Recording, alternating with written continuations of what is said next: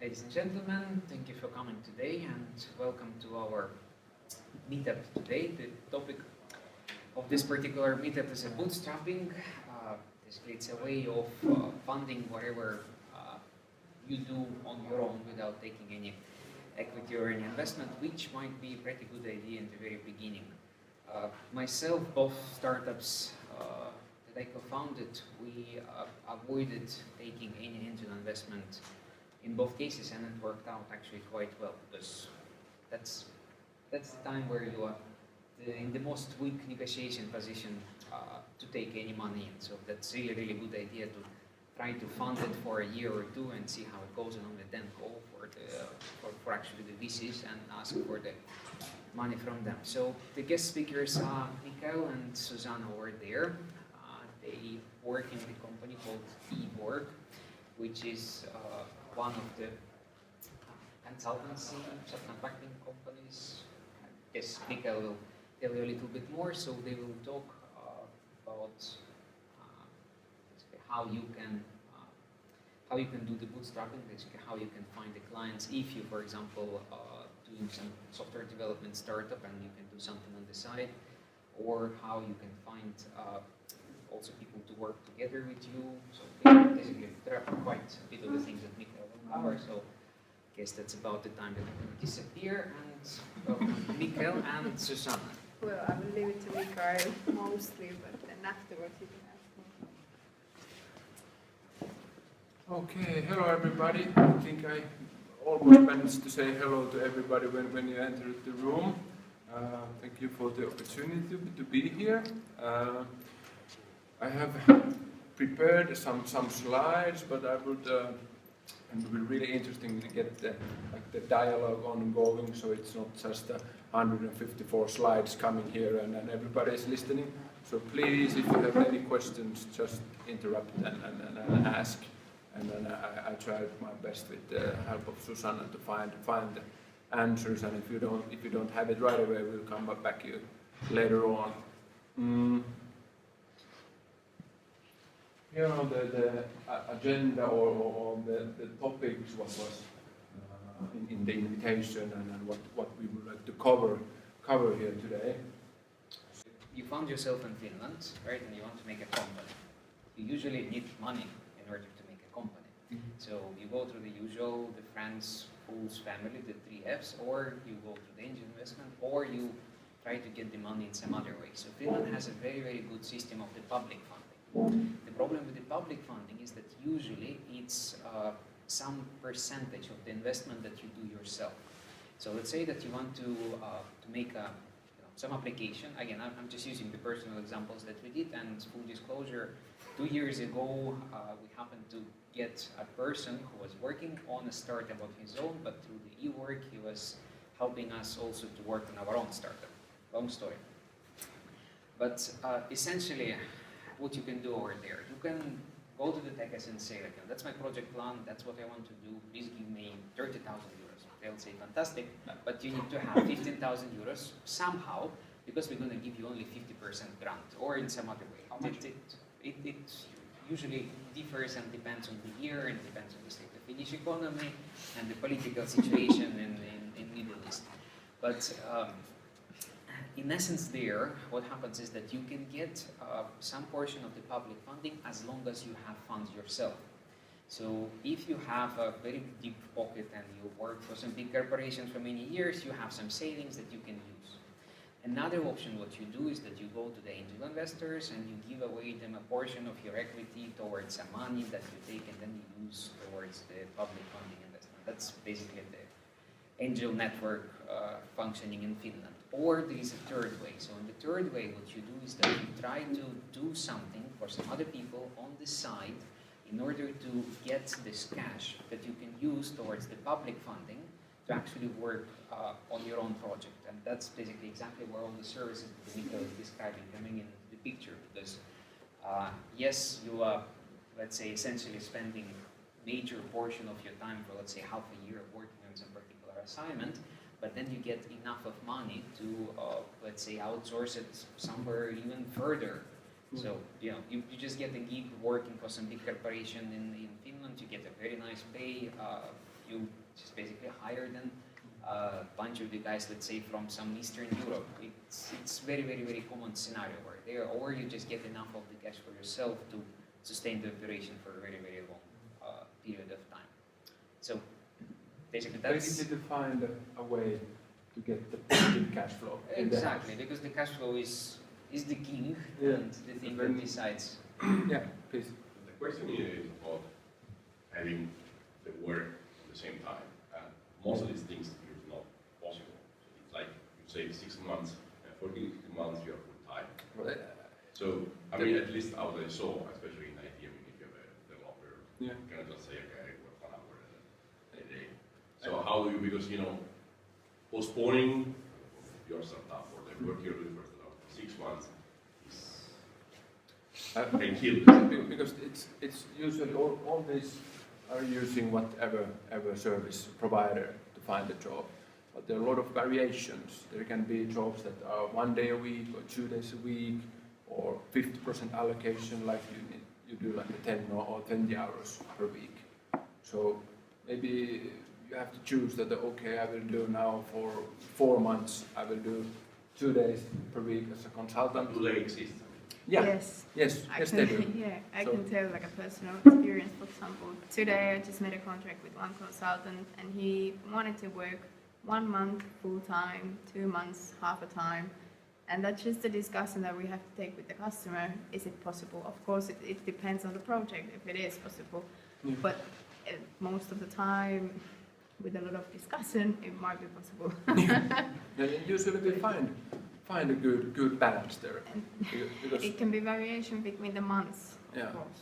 Because if you look at it from the client perspective, if they want really good talent and they want to recruit it usually takes from weeks to months if you recruit a good talent. But when you do it as a subcontractor or consultant, freelance contractor, whatever you call it, you can get the talent much more faster. And then there's much more room to negotiate that okay, let's do it like 3 days per week. But customer will get the expert much more faster than they try to recruit it from the open market. And frequently those assignments, they also are some particular delivery based. So it's not an open-ended, you just work here 3 days a week, but you need to do something very specific by this particular day, and that's usually up to you. Yeah. Another thing is that, again, you rarely start the company on your own. You usually have a couple of other people here or there. So in some of the cases that, again, I know personally, some of the companies in Finland went through is that they had like 2 or 3 founders, and then one of the persons were going to actually get the positive cash flow, where 2 other ones were staying behind to work on the product and at the same time try to fit in. So in this case, one person just takes a bullet and works their way out in order to just basically make it exactly to get something out of the thing. So I'll disappear. Yeah, and I think one part is also that it's a good way to broaden their own expertise as well. When you're working as you have the own golden egg, what you're doing, and then you have a couple of days in other places as well.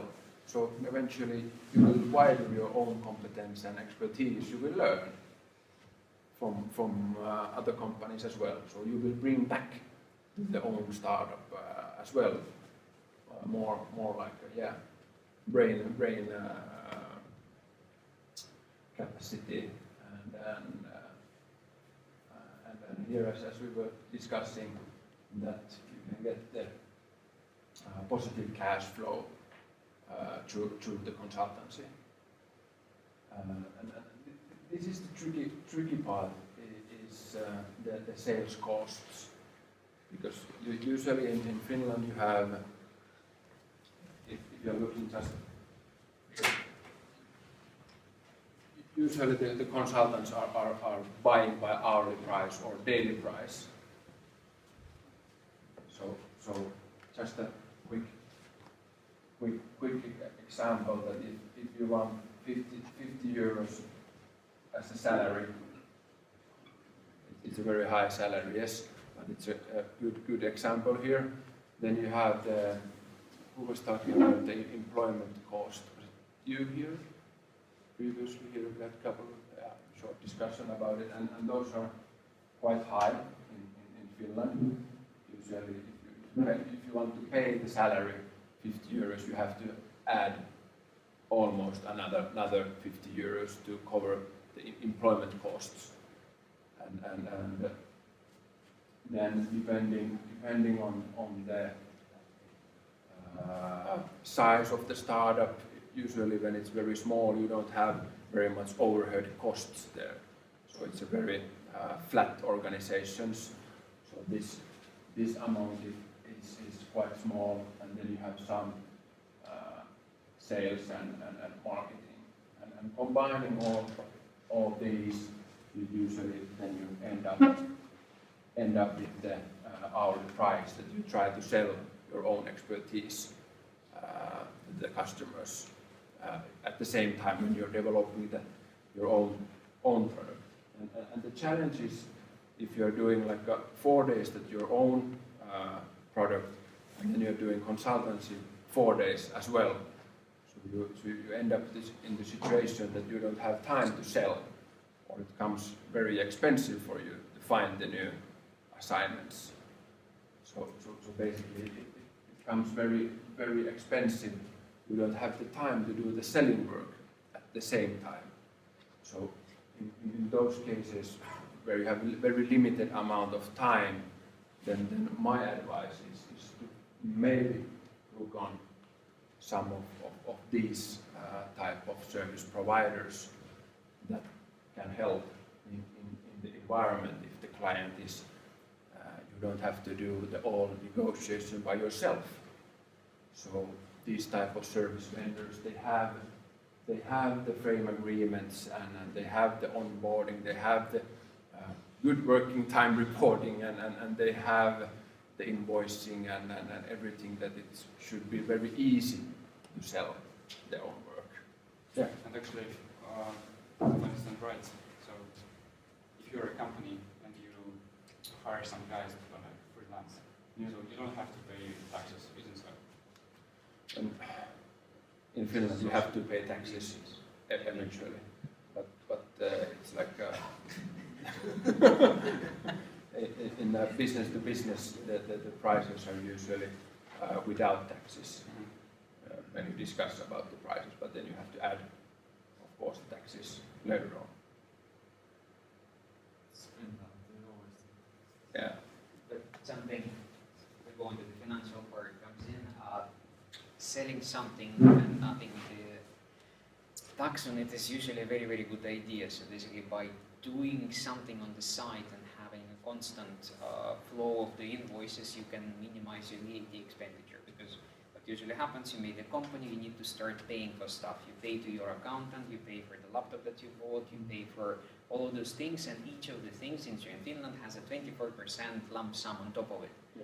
And if you're not selling anything, you have no ways of negating this thing. So essentially, like, you know, in this case, you're running a company as an individual.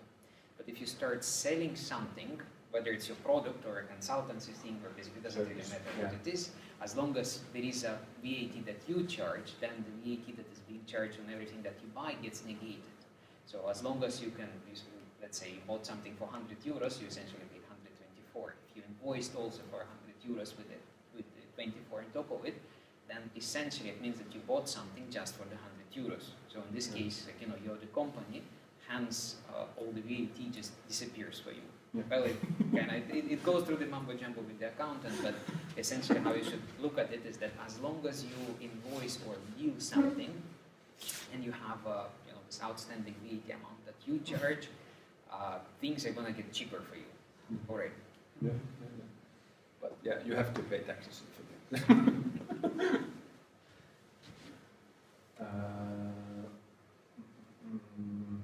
Some of websites from service providers, how to find jobs, and then basically I think one of the just show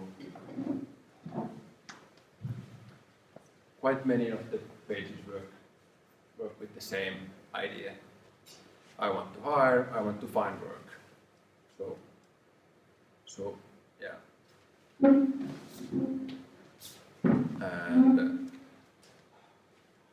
yeah, but yeah, those are included in the presentation. There are a lot of different websites what can help on the finding the work. Is there anything you can recommend or basically give an advice of being a person in Finland? How does it help? I mean, we have an eWork, right? Because anybody can go to this Upwork or Elance or wherever they call themselves nowadays and just list the specialists. Yeah, I think in Finland it's good that you like. Are you using any of the service provider? But you have like a you get the information out of the service provider. That is it like who is the customer? Who is basically the customer I'm going to? So that and what kind of contracts there are. I have listed some key issues about the contract, what you usually end up with. So basically, what it means in practice that your startup company is here, and then is some kind of service provider or vendor, and then it's the client. This is quite a common way in Finland. And basically, there is a startup company and the vendor, and they have a contract here, and then the vendor and the client, they have a contract here. And there can be some tricky parts if you don't have the dialogue with the vendor there, that who is the actual. It should be open always, that you know that okay, if I upload my CV here, is it used? Do you always inform me that my CV is used in some customer case and ask for the contract? What because there are like quite often there are issues what raises on the contracts are on the liability. So there can be, if you have like a contract directly here with for example Nordea, they have very high demands on the liability side, and it can be very hard for a small company to take those liabilities, like 500,000 or 2 million or something like that. It's like too much. So the liability issues can be smaller if you use some kind of service provider, so they are carrying the risk. Then one common is the non-competition clause.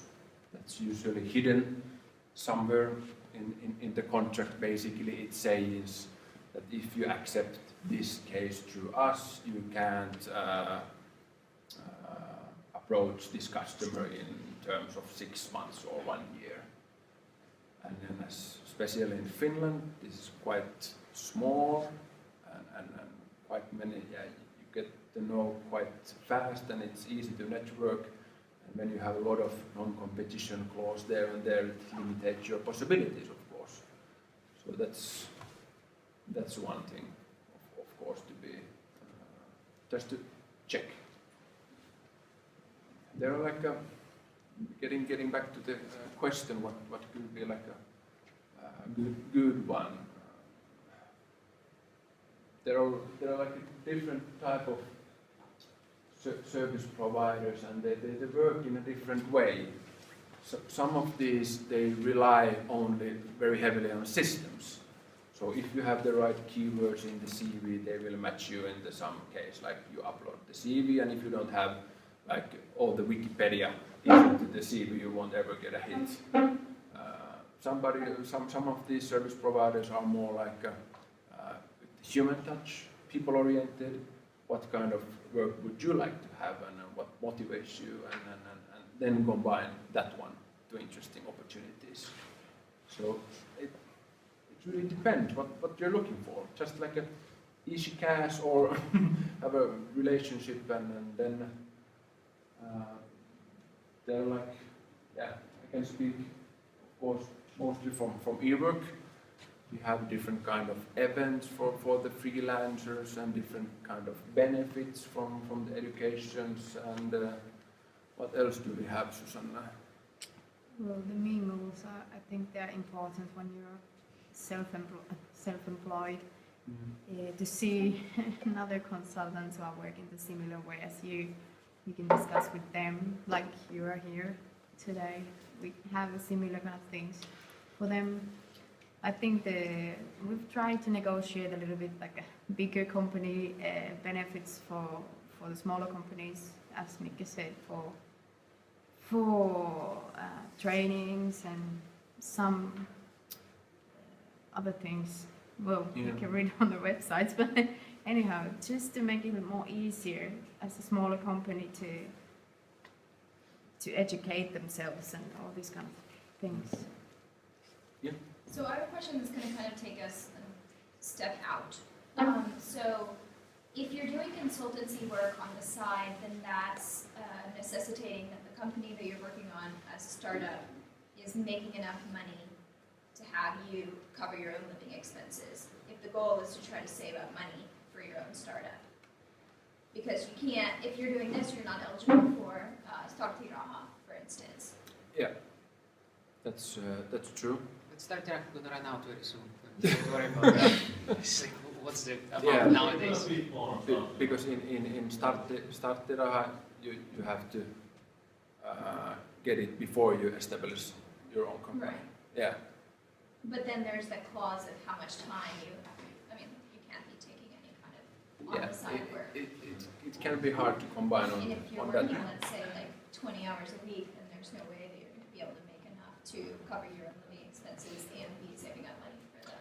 That's exactly the point of what all those consultancy companies are offering, because essentially what the starttiraha is like 600-700 euros minus But taxes. even if you, I mean, even if you kind of take that out, still, you have to be making enough money to. Oh, with the consultancy you can make a lot of money. Yeah.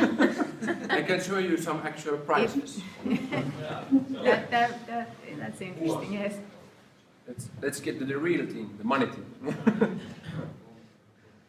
But that depends on the experience, of course. Yeah. You cannot say that consultancy. Essentially, basically, as a rule of thumb, I guess Mika will go to the actual things that go into some data. I mean, go through the eWork, but I was working for Nokia as well for quite some time, and usually how it went is that there is an internal cost of a person, right? Let's say it's a number X. So what you end up using, you like paying for the consultancy is usually 3 times the internal cost. Essentially, the person who is working as a consultant, usually the paycheck that they're getting is higher than the person working for the company internally. And then you just get all this overhead and overhead and overhead on top of that. So basically, that's why it becomes this 3x. And of course, yes, depending on the expertise and what exactly you can do and some special skill set, you can earn quite a lot. Remembering again how much we paid for the things that we used some time ago, but basically just in our case we needed a person with a very, very specific skill set in the area that was again very, very limited at that time. So that's again worth every penny, because if we would just start doing it ourselves, it would just take really, really lots of time. And then you didn't need to recruit. Yeah, because that's another extra cost. That's a very extra cost, and then it's your like if you have only that. Not project. mentioning the legislation that also prevents you from firing people or being actually flexible with the things. I mean that can be a completely different subject. The labor legislation. So basically, you had the opportunity to use him as a 6 months Yeah, there when you need it, and that's it. That's it. I mean, those things at times, but back into the Yeah. interesting stuff. Just to get some idea of like how much money it could be made. This is from our barometer, what we do in the Nordic countries. I think we had around 2,000 answers. About 2006. Yeah. So there are a couple of data points. Because quite often you were also asking that are they interested about the entrepreneurs, and they're interested really much about the entrepreneur's background, like expertise, what they have. They're good in software development, or they're good in design, or they have a really strong like a security background, and they know everything about the security networks, or really good project managers. So that one is the selling part. And then as said, that they can use that expertise for a certain amount of time, and they don't need to recruit, because they don't usually want to recruit very niche competence or project based. And there comes quite often it's discussed as an hourly price. And in Finland it's 7.5 hours is the normal day. You can do the math. So Or 158 hours monthly. yeah, 158 hours monthly. Yeah, that's true. But which numbers we should look at? On the Yeah. left is the hourly price, right? And on the right is It's the same. Can I just highlight that this is something that the consultants who answered to this barometer have answered themselves. They've put their own hourly price. Not eWork hasn't put this price. It's something that they've answered how much they're charging for per hour from their work. so the majority of the people in 70 or 80 per So- hour. And it's quite similar. Just Norway is putting a lot of high Yeah. pricing, but just pretty similar all the other Nordic countries. This is from the Actually in Sweden they said that it's rising a little bit, rising up, but we can't say that in Finland. Finland it's been similar for a couple of years already. you can see that the Norwegian guys are in their They own level. have their own level. But then the average monthly bill over there is something about 10 to 12,000 euros. Yeah. So, I mean, you work alone and it covers the salary for the other couple Yeah. of guys at least in the company. Good summary. But around 100 euros plus minus 20 euros in both sides, depending on the role. And depending if it's a very short contract, like the expert is needed only for 1 month, of course the price is higher. And then if it's like a 6-month contract, so usually the price is lower on those ones. And This is the brutto, even if because you have your own company, so yeah, that's so you have to pay the company tax plus the. This is something that they say without the VAT, and then without taxes. These prices are without taxes. Then when you invoice, for example, us eWork, you put the taxes when you invoice. yeah, they put the 24. 24. No, not okay on VAT. And then you have to pay, of course, No, your I'm taxes. talking about to just to clarify the difference yeah. with the salary. So if you the salary, you have to pay your own. Okay, let's say Yeah. This is 1,000 euros a month. Let's say. Yeah, this is like the amount of money that you invoice. What Yeah. we should And- do and- with the and- money internally. And then you get the 100 euros per hour, and then basically it breaks down something like this. Yeah. That you have the employment cost, and you have overhead, and you have your really nice office, what is taking the rent and everything, and insurances and everything on the overhead, and then it's up to you as a CEO of the company, what do you want to pay a salary? Yeah. But of course, Porsche goes in somewhere over there. Yeah. So basically, I don't know because I've been on both sides. To clarify, I mean, if you invoice 100,000, forget the VAT. Yep. So if you are able to get away, if you invoice 10,000 euros a month, with salary you brutto you get 5,000, and then you get tax on that. So it's not that you get 10,000 in your pocket. That's for sure. You get the 10,000 in the pocket of the company. Or the That's the yeah, important thing. exactly. I mean, yeah. Because again, the internal accounting of the company, it's So if you are in a company, then Yeah. it makes sense. Because it's just Yeah. So cash flow. But if you are thinking to do this, So it's just- basically, if you have like 100 euros is the price for your expertise per hour, and then you work for 7.5 hours. So this is the money that you can invoice per day, like type of eWork. If you're working through us, 750 euros per day. Yeah. And then this is your company money, and then yeah, there are if you want to pay it out as a salary. Yeah, it's Yeah. just, I mean, And if you're already in a startup or another company, that makes sense. But if somebody was to think that like this and say, oh, it's a lot of money, it's not really true. yeah, that's a lot of money, but So the other side is there that there can be times that you have like 2 months assignments, and then you don't have like it's like a 1 month that you don't have an assignment. So you have to calculate on the hourly price that you will live over that time that you don't have the assignment for some reason, or you want to have a vacation. Yeah. 2 months. So you have to calculate it like you have the basic salary, then you have the salary cost, then you have some overhead, and then you have usually in business you want to put some margin also there to make some profit. But these are the usual building blocks what covers. So you have to think that okay, this is a 1 year contract, so I don't need to do the selling work over and over and over again. So I can get 80 euros is fine for this case. So is there in your experience some difference between the length, with the hourly cost and the length of the project? So shorter projects are more or? Yeah, that's true. Shorter projects are usually better paid because there is the risk for the entrepreneur or freelancers or startup companies that they don't have the visibility so long. So they have to charge more for the expertise. So there is a correlation between. Practical thing. I think you had a slide about it. So basically, what do? You decided to do some consultancy. Do you need to have a bonus, or you can even do it without it? Yeah.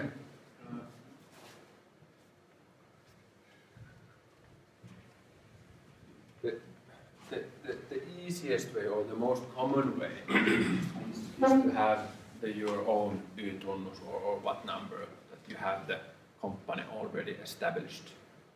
So then it's the easiest way, of course.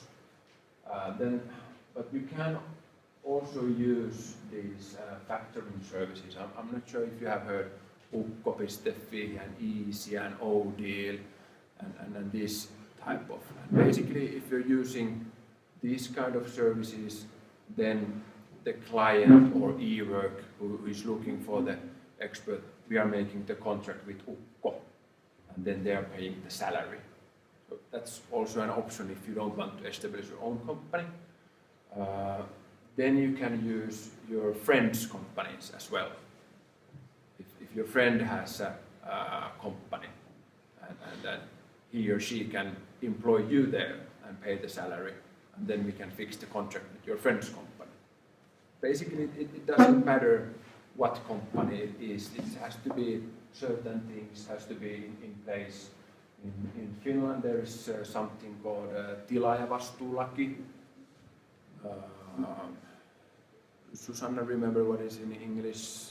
Liability and obligation of subcontracting, something like that.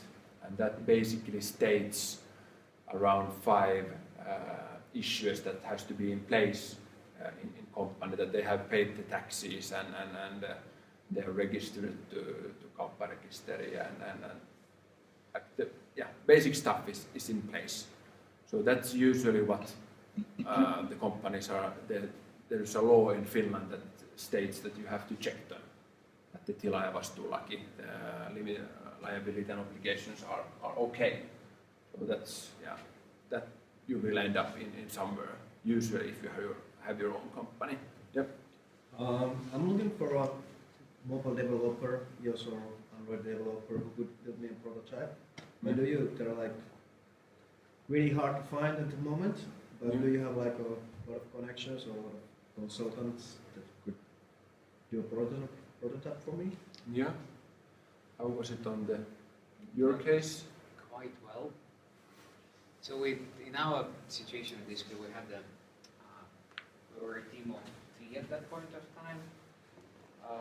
We had the lead developer, and basically we had the this way, some particular deadline in mind that we wanted to do, so we just needed the help. We, I don't even remember how we got into the eWork, just know about the results. Lars was handling that part, but basically we just got a person who was extremely knowledgeable, and again, the interesting thing was basically that he was working on his own startup, who happened to be operating in almost the same area that we were doing. They were not conflicting, no, they were not anyhow conflicting. It's just basically all about cloud computing and doing an applications on, what was called then before the Facebook bought it, basically one of these hosted app networks. Doesn't really matter how it's called. So the person knew it, we were using it, so that's basically much made in heaven, which is quite useful in our case, because basically finding another person who will know exactly the same thing would take us quite a lot of time. Answering the Mikael question. But what about the pricing? Like, did you pay some kind of a hourly rate? In our case, it was a flat thing for the delivery. We had a specification. We knew exactly what we wanted because we had another technical person. Basically, we knew how much approximately it would take to implement. So we were very, very confident of just saying like, no, that's the scope. Would you please tell us how much it's going to take you, and just get the person to pretty much the same thing that we expected. Yeah, we had the discussion and an estimation about how much hours is needed, and then basically we have a contract, consultancy, assignment agreement, what is stating who is doing what, how much is charged, and how many hours. And another thing, as Mikael didn't mention, but doing this exercise is usually extremely good thing to make sure whatever the heck you are doing is that you are doing it right. Because if you have a, let's say like you're a team of 2 or 3, you have an idea that we want to make that, one person says like, okay, let's try this, and basically like, it's never-ending process when one person decides to spend one day painting buttons yellow or violet or whatever just because they feel this way. But when you have a very, very concrete thing put on the paper, and you know that you're actually going to spend money on this, you really start thinking whether whatever the thing you're building over there worth the money that you're planning to spend. So that's just a good exercise to go through to figure out like, is it really worth it? Because it's not going to be like 15 euros that you can just spend and forget. It's going to be something really substantial and sizable. And of course, the moment that you have a very concrete roadmap specification, whatever it is, you also basically can use exactly the same thing to pitch to another people. So you can use the same materials for the investment, you can use the same materials for the designer who would need to implement all these things. So, just formalizing the thing is a very, very good practice to have. And basically once you do it, then you get the skill of the project manager, so you can go to eWork and sell yourself as a project manager. So, works for everybody. Yeah. And then basically what you, as if you're looking for a developer, and what do you get, for example? Usually when we have a common understanding that they're looking for this kind of profile, and like this is the thing what we are doing, and then we are scanning the market and finding the right people, then you will eventually get the consultant profile, CV, the price, and like everything that you need to make the decision. And usually the next step is to have the interview, as we did have the interview in the Cafe Picnic in Ruoholahti, because you didn't have any offices at the moment. So yeah, but usually there's the interview part, and after the interview is the decision part that would you like to hire or not. How much is the eWorks cut from the price? If we go just back here, and we have the 5,000 consultants on invoicing job or invoicing at the moment on assignment, and if you look this amount of consultants, our cut is from 5 to 7%. From the hourly price, and basically where the cut is. And this is also a good asking about the different the competition and that part, it's good to ask from the service provider, what is your cut? And if you don't get a straight answer for that, you can quite easily guess that it's, if you look outside Finland, like UK, they have been doing these type of services very long, and they usually have quite high amount of cuts or margins there. It's usually 20-30% can be easily in the UK markets. In the Nordics overall, you can see from 10% to 15, maybe 20. It depends, but it's a good question to ask. What is the cut? And basically, where eWork wants to justify their own cut, it's basically what we want to lower the amount of the sales overhead what the entrepreneurs has, that you will save here to minimize the sales costs. So as the startup what we found for you, they had their own startup and they didn't need to do so much selling work. They were just waiting for basically my call. I was handling that assignment at the moment. I gave a call and told them that it's a really interesting case. Are you interested? Yeah, hell, why not? And then doing the matching there. Yeah. So basically, it's an easy selling. The usual problem over there is that it's quite difficult to sell whatever expertise you have unless you actually have a network to do it. So that's why most of the companies actually have sales people who earn quite good money just because they do their job. Yeah. If you're just an engineer, you can be as good as whoever you want, but unless you actually go and talk with people and you explain this is what I do, this is what I can, it's very, very difficult to find anything over there. Then for the pricing, again, something that you need to remember is it works also quite well for the Tekes project or anything public funded. So whatever the consultancy price over there, we are substantially higher than whatever you would pay to the co-founder or to somebody that you can just find and maybe they will work for free. But if you go through public funding project, you can include over there the subcontracting costs. And another interesting thing here is that usually when the Tekes approves the budget, they not always very happy to pay any consultancy that is done outside of Finland. Because the Tekes, again, the sole purpose of Tekes is to refund the Finnish economy. And in this case, because again, majority of the eWork consultants, they're somewhere in the Nordics. So in this case, for Tekes, it's also basically, let's put it this way, an easy go decision if they see that you're doing consultancy through the eWork, because they always ask. In our case, again, even the project that we're doing, it was part of the small Tekes project that went through. And another time when we actually went and we did something very similar, but our consultant was from Spain, they said like, no Spanish money. Was Tekes the problems of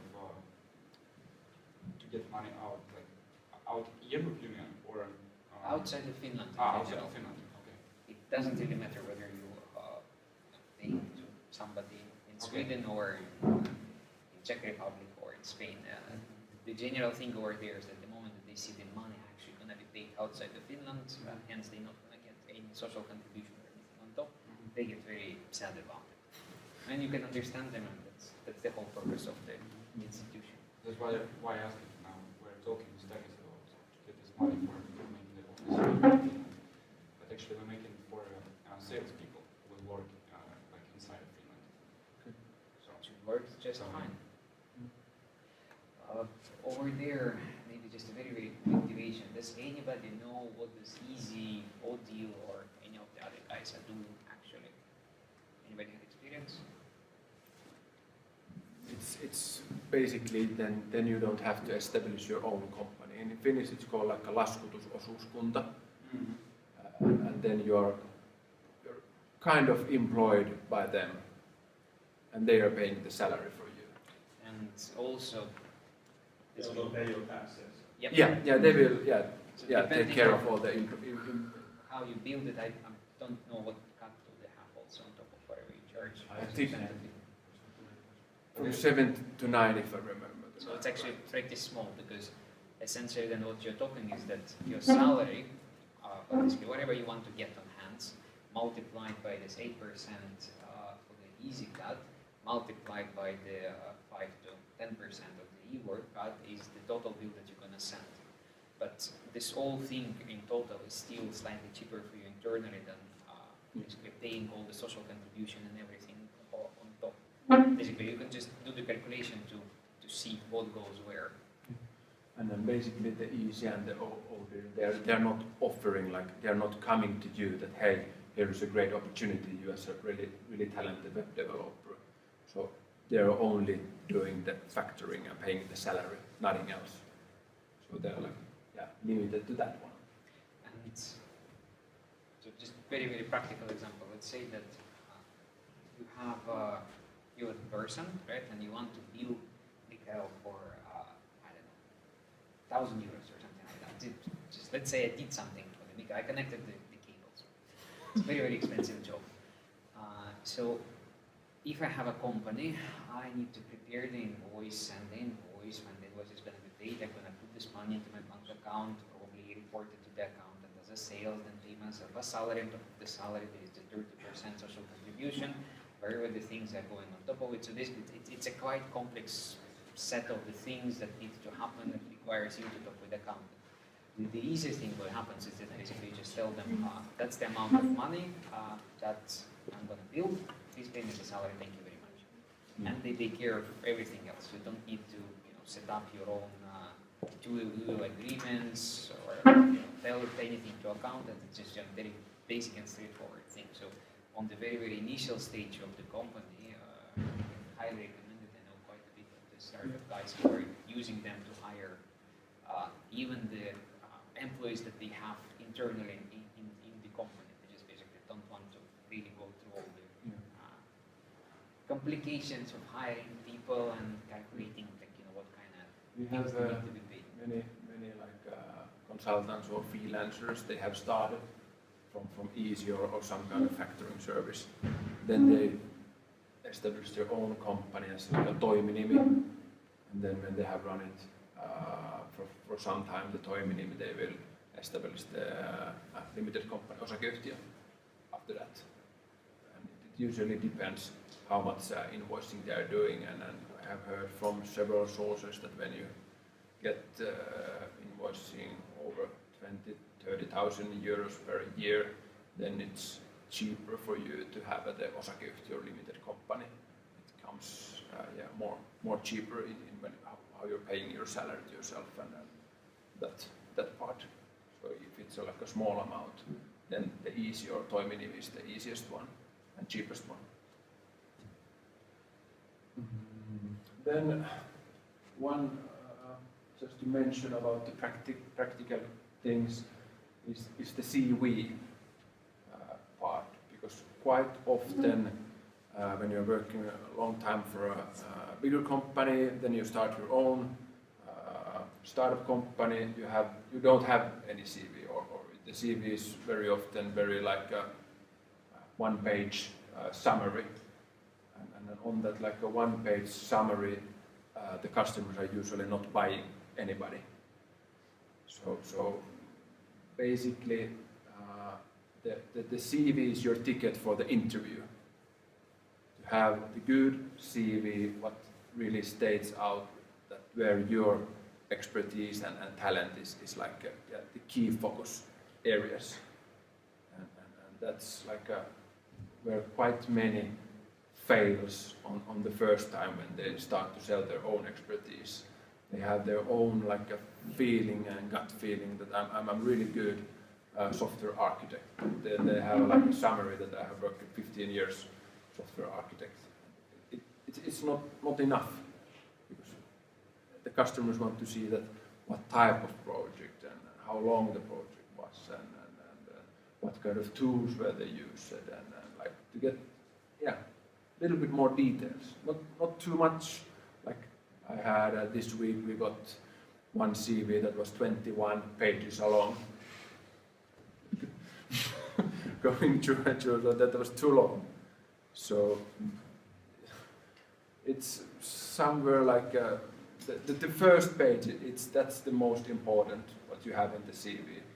And it usually start with the professional picture, not like with the Facebook, and like professional picture, and then a good motivation text.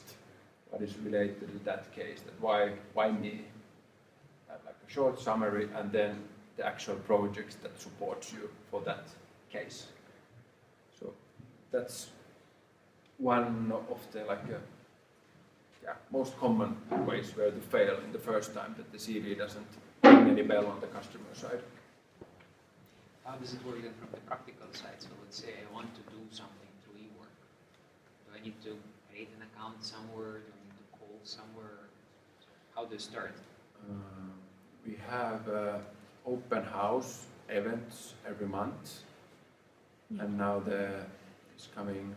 The next one is on the 8th of December. It's a morning event, so from 8 to 10, Kekäläinen 1, so quite nearby, just across the street. It's on our website as well. You can see register there. We will tell a little bit more about how you can come through us. This is kind of what Nick has been telling is more general. Yeah.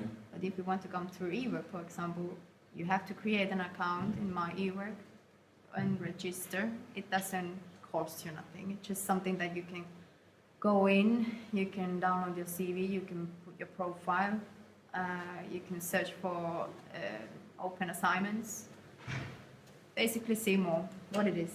And then it doesn't put you to anything. It's something extra you can have. And if you find an assignment, we find you an assignment better. But that's how it works. We can't find you if you're not in our network.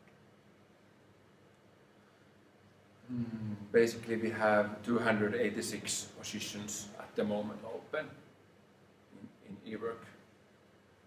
What we are looking for people. But not only Finland. No, that's Nordic. This is Nordics.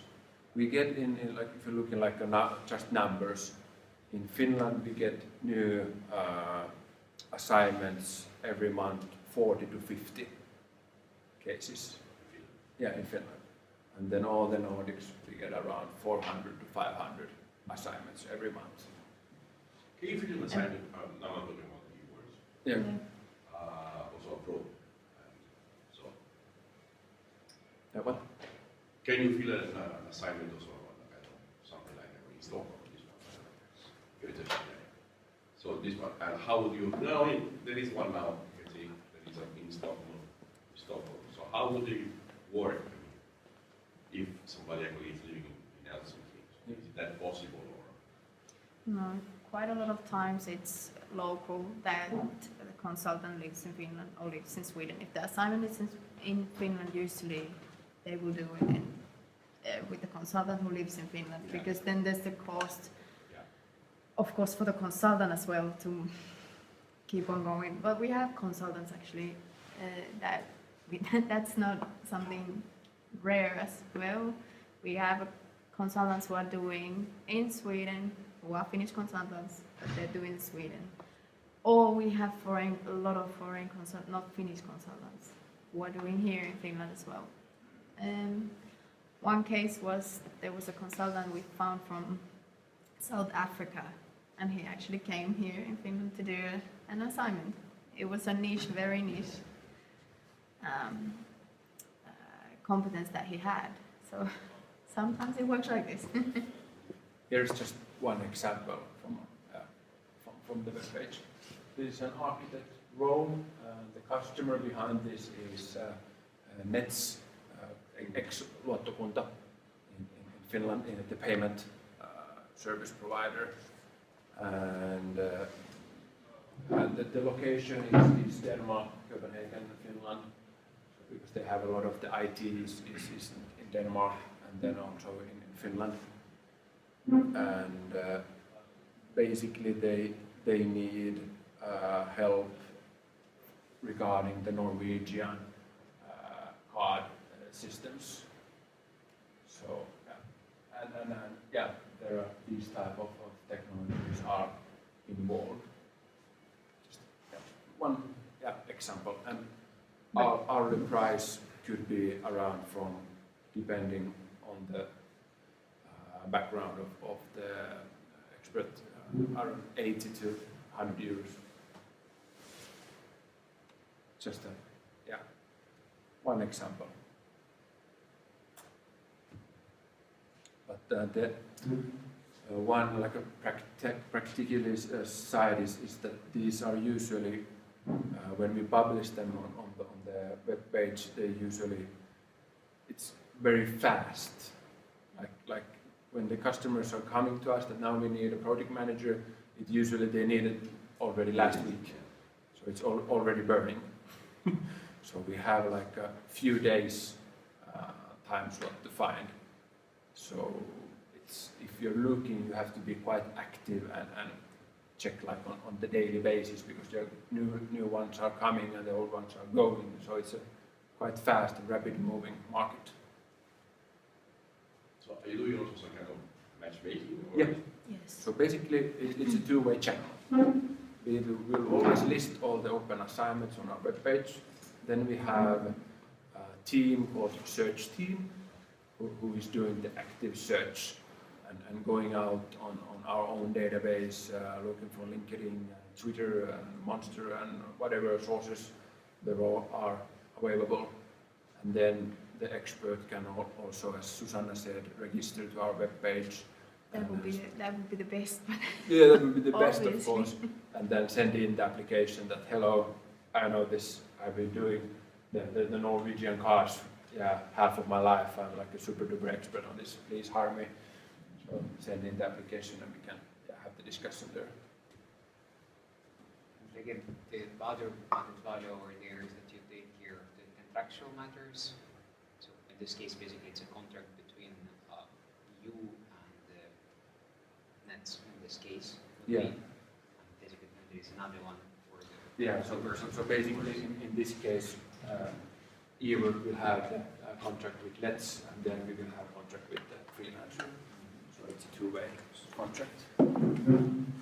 Yeah, and then we have, for example, our contract is we use e-signing, so it's an electronic, so it's an easy way, and you don't have to send invoice to us. We have self-billing, like automatically made invoices. And we try to do it as smooth as possible, all the administrative work.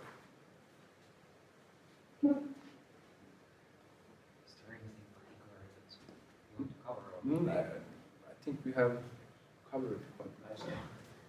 So, guys, do you have any particular questions or comments? Anything unclear? Anything that bothers you or pops up in the mind? So, Well, of course, this is not what I expected to hear. I was actually looking into ways to kind of secure funding in different sources. But, well, that's a creative way actually. Not really to sponsor startup. This wasn't what I expected. Overall, good information. it's a rule of thumb how many consultants, basically people who just work over there you have who have some startup on the side. Do you have some statistics or?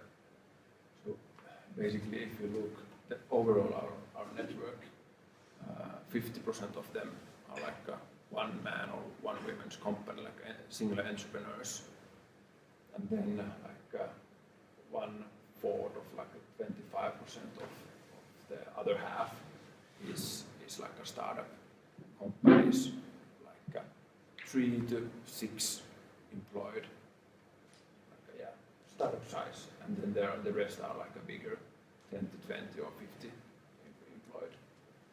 So very much of the network what we work on daily basis, they have their own company, or then they are working as a small startup company. So this is just a very convenient way of keep working on something while still having some paycheck. Yeah. Because another advantage of again doing something like a consultancy on the side versus having a full-time job and doing your startup is again contractual obligations. Because if if you have a full-time job somewhere, usually it has full set of very interesting things over there. Like for example, all the IPs that are produced by you while you're employed by the company full-time actually belong to the company. That's one of the reasons, like, you know, most of the Nokia people were never doing applications for the Nokia phones and publishing them in the App Store because it just didn't make any sense. Nokia legally owned everything that they would produce, even on the free time.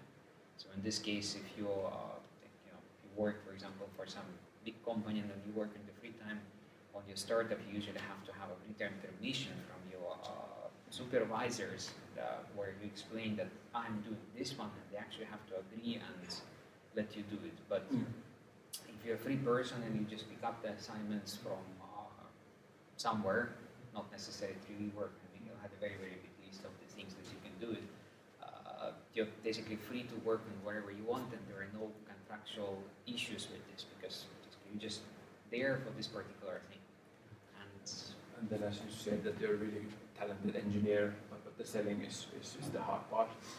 And there's the last part. When you're doing the consultancy in the different clients, you will network with the clients and different consultants, and you eventually you will find other opportunities there as well. We have any questions? Let's take them after this thing. So, Miko, thank you for coming. Thank you. As well.